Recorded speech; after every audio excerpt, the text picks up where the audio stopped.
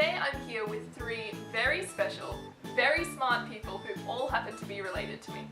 Firstly, we have Alan, a.k.a. Grandpa, with 6 certifications including a certificate in accounting, a Bachelor of Education, and a Master of Arts in Biblical Studies. Then we have Denise, a.k.a. Mum, with 7 certifications including 2 bachelors, a Master of Arts in Christian Studies, and a PhD in Chinese History. Then we have Emma, a.k.a. Big Sis, with 3 certifications including a Bachelor of Contemporary Ministry and, as of 2 weeks ago, a Master's in Theology. That's a lot of qualifications for one family. Today I want to find out what inspired this multi-generational passion for learning. Let's start with Alan. You finished high school quite a while ago. How many years ago? 60. And how long ago did you receive your most recent qualification? 2. You certainly seem to be quite an enthusiastic learner. What is it about learning new things that you like? Well, I think it's necessary to stay abreast of things so that you don't become a dinosaur. What is one interesting fact you have learned outside the classroom? Well, I think lots of things about history and geography through travelling. And looking to the future, what field of learning, if you were going to study something completely new, what field would you explore next? I think we don't have any option. It's got to be computing, because that's where everything's going. I love that you are so interested in keeping up with what's going on in the world. Let's move on now to the second generation. Now you know I'm going to enjoy this. You have quite a lot of words in front of your name, including Associate Professor, Doctor, Reverend.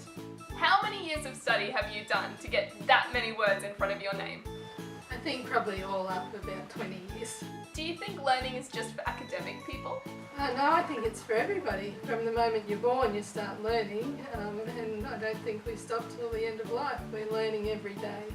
What is something you learned from the previous generation, aka Grandpa?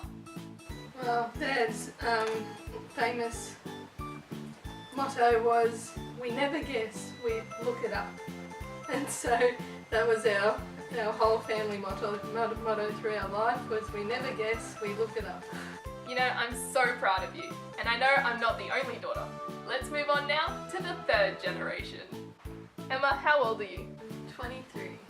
And you have just completed your Masters, and I believe you're already planning your next learning adventure back in Israel. What makes you so excited about learning?